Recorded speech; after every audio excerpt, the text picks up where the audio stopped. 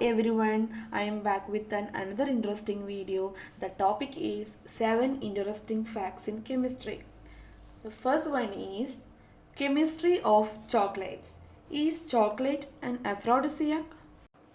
A chemical named phenylethylamine occurs naturally in the brain and is dubbed love drug due to its ability to produce feelings of well-being and contentment. It is also present in significant concentration in chocolate. But since it is broken down after ingestion, it has been ruled out as causing a significant aphrodisiac effect. That means chocolate causes aphrodisiac effect. Next, why is chocolate toxic to dogs? Theobromine. Theobromine is a mild stimulant similar in effect to caffeine found in chocolate. This compound is harmless to humans at the level found in chocolate. A fatal dose would require eating 10 kg of milk chocolate. On cats and dogs, however, theobromine has a much more potent effect. Small doses can lead to vomiting and diarrhea, whilst as little as 50 gram of dark chocolate could kill a small dog. The second one is chemistry of ironing. What makes your clothes come out of the wash looking all crazed? Here is a look at the chemical reasons and some chemical solutions. Plant-based fabrics are predominantly made of the natural polymer cellulose.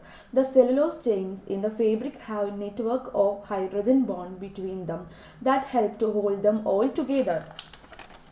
When you wash clothes, water break up the hydrogen bond network and cellulose chains slide over each other.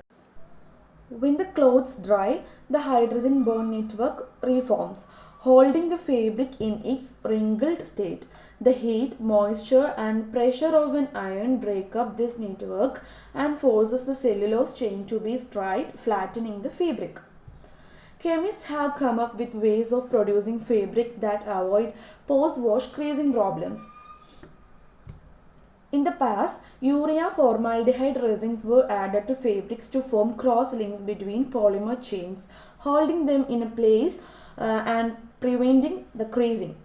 In many of today's garments, a cross-linker called dimethylol dihydroxyethylene urea DMDHEU is used. This forms covalent bond between cellulose chains that lock them in place, preventing creasing. However, as it can break down over time and release low level of formaldehyde, chemists are still looking at developing better formaldehyde-free crosslinkers. The third fact is chemistry of contact lenses. Simple though they seem, there is some complex chemistry behind the contact lenses that many of us use on a daily basis. Here we take a look at some of the different chemicals that have been used over the years and how contact lenses have gradually evolved.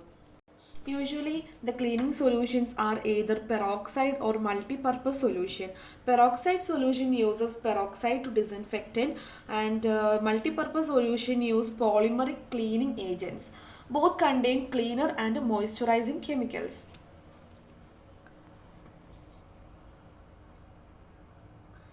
There are two types of contact lenses, rigid contact lenses and soft contact lenses. Rigid contact lenses made from PMMA. PMMA means polymethyl methacrylate were the first available. It was first available contact lens, rigid contact lens.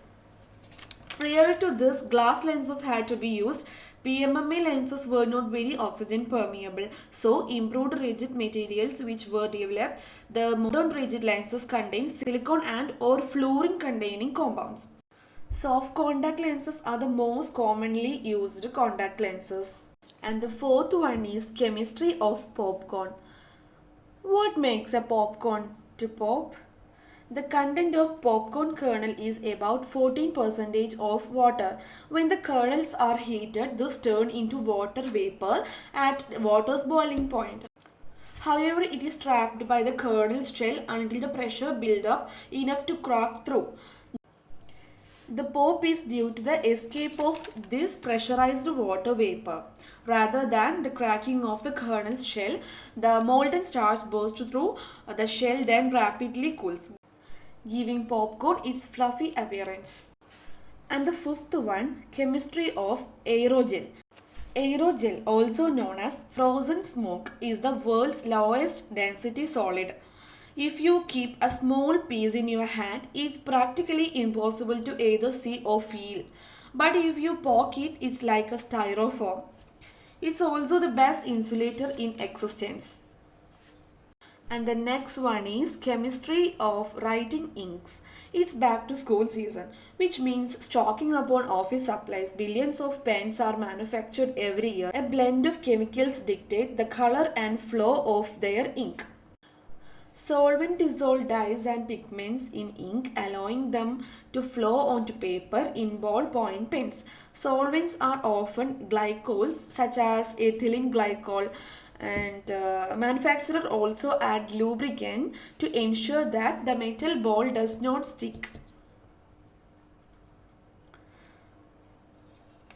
A variety of different binder compound help to carry an ink's dye or pigment and also help stick it to the surface of the paper. Here is an example for a solvent and a binder. Ethylene glycol as a solvent and polyvinyl pyrrolidone as a binder. Ink get their color from pigments, which are insoluble compounds suspended in a solvent, or from dyes which are soluble. Writing inks tend to use dyes because pigments can clog the pen tip. Black ink use carbon black or a mixture of colored compounds.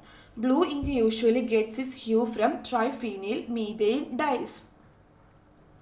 And red ink is often based on eosin dye. This is the eosin dye.